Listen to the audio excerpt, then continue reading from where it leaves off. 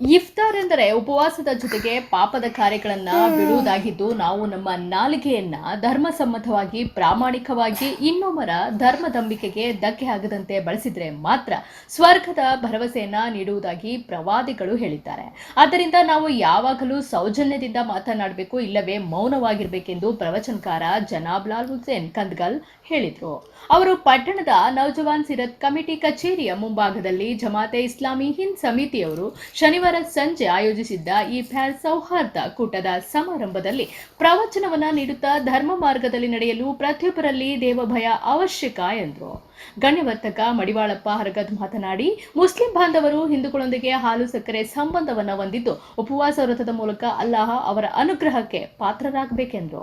ನಿವೃತ್ತ ಉಪನ್ಯಾಸಕ RS ನಿಡೋಣಿ ಅಧ್ಯಕ್ಷತೆ ವಹಿಸಿಕೊಂಡು ಮಾತನಾಡಿ, ಇಸ್ಲಾಂ ಧರ್ಮದ ಪವಿತ್ರ ಗ್ರಂಥ ಕುರಾನ್ ಆರಂಭಗೊಂಡ ತಿಂಗಳನ್ನ ಉಪವಾಸದ ರಂಜಾನ್ ಹಬ್ಬವನ್ನಾಗಿ ಆಚರಿಸಲಾಗುತ್ತಿದ್ದು, ಉಪವಾಸದ ಮೂಲಕ ಮುಸ್ಲಿಂ ಬಾಂಧವರು ಪಾಪ ಕಾರ್ಯಗಳಿಂದ ದೂರವಾಗಿ ಅಲ್ಲಾಹನ ಅವರ ಸ್ಮರಣೆಯಿಂದ ಪರಿಶುದ್ಧರಾಗುತ್ತಾರೆಂದರು.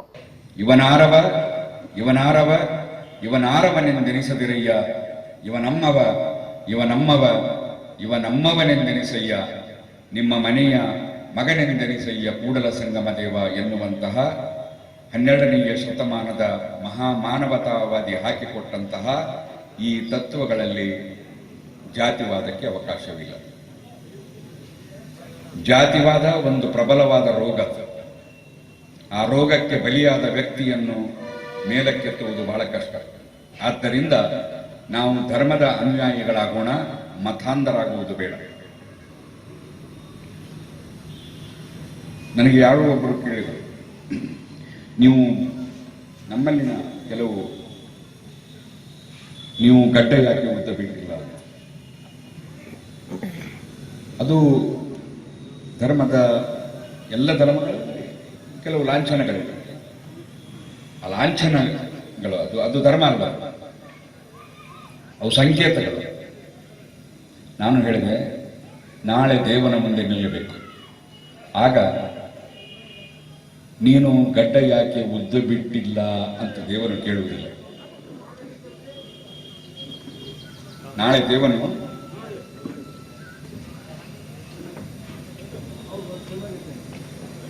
ಗಡ್ಡ ಯಾಕೆ ಉದ್ದ ಬಿಟ್ಟಿಲ್ಲ ಅಂತ ಕೇಳುವುದಿಲ್ಲ ದೇವರು.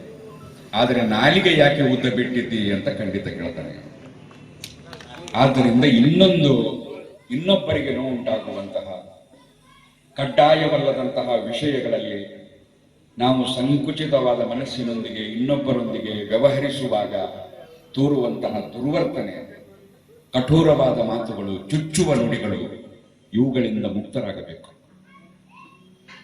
ಮಾತು ಮನೆಯನ್ನು ಮುರಿದಿದೆ, ಮಾತು ಸಮಾಜವನ್ನು ಹೋಳು ಮಾಡಿದೆ, ಮಾತು ದೇಶವನ್ನು ತುಂಡರಿಸುತ್ತದೆ.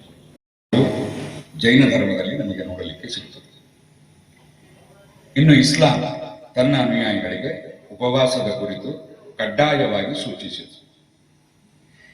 ಯಾ ಅಯ್ಯುಹಲ್ಲದೀನ ಆಮನು ಕುತಿಬ ಅಲೈಕುಮುಸ್ ಸಿಯಾಮ ಕಮಾ ಕುತಿಬ ಅಲಲ್ಲದೀನ ರಂಜಾನ್ ಬಂದರೆ ನೀವು ಆ ತಿಂಗಳ ಪೂರ್ತಿ ಉಪವಾಸ ಆಚರಿಸಬೇಕು. ಕೆಲವರಿಗೆ ಅದರಲ್ಲಿ ರಿಯಾಯಿತಿ ಇದೆ. ನಿಮ್ಮಲ್ಲಿ ಯಾರಾದರೂ ರೋಗಿಗಳಿದ್ದರೆ, ಪ್ರಯಾಣಿಕರಿದ್ದರೆ, ಗರ್ಭಿಣಿಯರಿದ್ದರೆ, ಮೊಲೆ ಹಾಲುಣಿಸುವ ತಾಯಿಯಂದಿರಿದ್ದರೆ ಅವರಿಗೆ ಉಪವಾಸದಿಂದ ಬಿಡುಗಡೆಗೊಳಿಸಲಾಗಿದೆ. ಉಳಿದಂತೆ ಎಲ್ಲರ ಮೇಲೆ ಇದನ್ನು ಕಡ್ಡಾಯಗೊಳಿಸಲಾಗಿದೆ.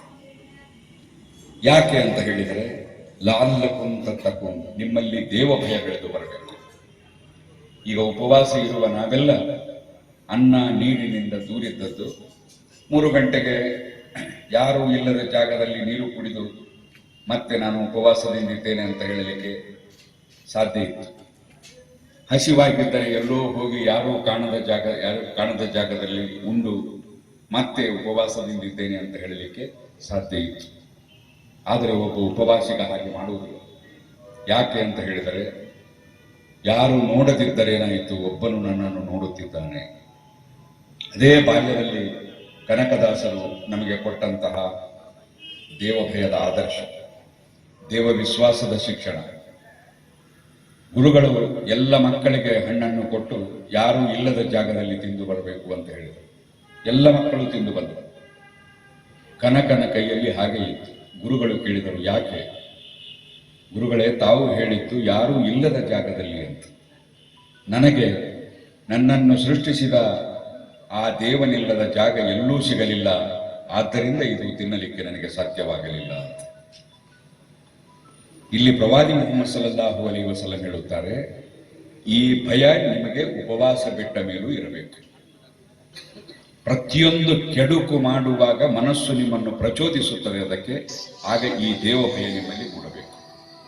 ಯಾವ ದೇವಭಯ ರಂಜಾನ್ ತಿಂಗಳಲ್ಲಿ ಅನ್ನ ತಿನ್ನುವುದರಿಂದ, ನೀರು ಕುಡಿಯುವುದರಿಂದ ತಡೆದಿತ್ತೋ, ಅದೇ ದೇವಭಯ ನಿಮ್ಮನ್ನು ಜಾತಿವಾದಿಯಾಗುವುದರಿಂದ ತಡೆಯಬೇಕು. ಒಂದು ದಿವಸ ಪವಿತ್ರ ರಂಜಾನ್.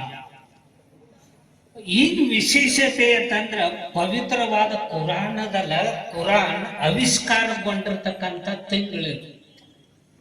ಇಸ್ಲಾಂ ಧರ್ಮದ ಆತ್ಮ ಅಂತಂದ್ರ, ಹೃದಯ ಅಂತಂದ್ರ, ಜೀವ ಅಂತಂದ್ರ ಅದು ಪವಿತ್ರವಾದ ಕುರಾನ್.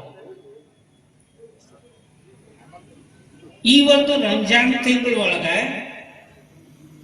ಪ್ರವಾದಿ ಮೊಹಮ್ಮದ್ ಪೈಗಂಬರ್ ಅವರಿಗೆ ದೇವದೂತರಾಗಿರ್ತಕ್ಕಂಥ ಗೆಬ್ರಿಯಲ್ ಅವರ ಮೂಲಕವಾಗಿ ಅಲ್ಲಾಹ್ ಅವರು ಸಂದೇಶವನ್ನ ರವಾನೆ ಮಾಡಿದರು. ಗೆಬ್ರಿಯಲ್ ಅಂತಕ್ಕಂಥ ದೇವದೂತರಿಗೆ ರೆಕ್ಕೆಗಳು ಇರ್ತವೆ. ಅಲ್ಲಾಹ್ನಿಂದ ಸಂದೇಶವನ್ನು ತಂದು ಪ್ರವಾದಿ ಮೊಹಮ್ಮದ್ ಅವರಿಗೆ ತಿಳಿಸ್ತಾರೆ. ಈ ರೀತಿಯ ಸಂದೇಶಗಳು ಏನದವಲ್ಲ ಅವೆಲ್ಲ ಪವಿತ್ರ ಕುರಾನ್ ಗ್ರಂಥ ಒಳಗೆ ಬರೆಯಲ್ಪಟ್ಟವೆ. ಅಂದ್ರೆ ಪವಿತ್ರವಾದ ಕುರಾನ್ ಗ್ರಂಥ ಏನದಲ್ಲ, ಅಲ್ಲಾಹನ ಸಂದೇಶಗಳನ್ನ ಒಳಗೊಂಡ. ಇದು ಮನುಷ್ಯರು ಮಾಡಿರ್ತಕ್ಕಂಥ ಕೃತಿಯಲ್ಲ. ಪ್ರವಾದಿ ಮೊಹಮ್ಮದ್ ಪೈಗಂಬರ್ ಅವರು ರಚನೆ ಮಾಡಿರ್ತಕ್ಕಂಥ ಕೃತಿಯಲ್ಲಿ ಬರ್ತಾರೆ ಅಷ್ಟೇ.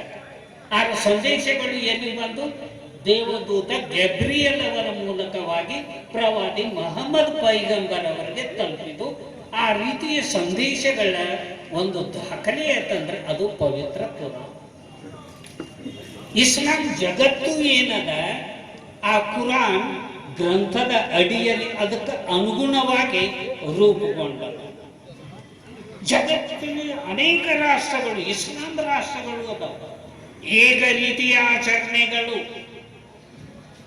ಏಕ ರೀತಿಯ ಹಬ್ಬ ಹರಿದಿನಗಳು ಇಸ್ಲಾಂ ಜಗತ್ತು ಒಳಗ ಇರ್ಲಿಕ್ಕೆ ಮುಖ್ಯವಾದ ಕಾರಣ ಅಂತಂದ್ರೆ ಪವಿತ್ರವಾದ ಗ್ರಂಥ ಕುರಾನ್. ಒಳಗೆ ನೋಡ್ಬೇಕು, ಎಷ್ಟೊಂದು ಒಳ್ಳೆಯ ಮಾತುಗಳು, ನಡವಳಿಕೆಗಳು ಇಸ್ಲಾಂ ಧರ್ಮೀಯರಲ್ಲಿ ಕಾಣ್ಬೇಕು. ಮನಸ್ಸು, ಹೃದಯ ಇತ್ಯಾದಿಗಳನ್ನ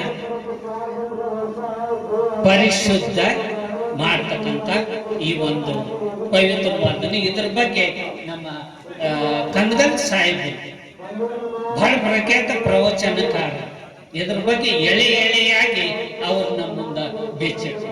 ಹಿಂದೂ ಮುಸ್ಲಿಂ ಬಾಂಧವ್ಯವನ್ನು ಬಲಪಡಿಸ್ತಕ್ಕಂಥ, ಏಕತೆಯನ್ನ, ಸಾಮರಸ್ಯವನ್ನು ಹೆಚ್ಚು ಮಾಡ್ತಕ್ಕಂಥ ಒಂದು ಕಾರ್ಯದಲ್ಲಿ ಕನಗಲ್ ಸಾಹೇಬರು.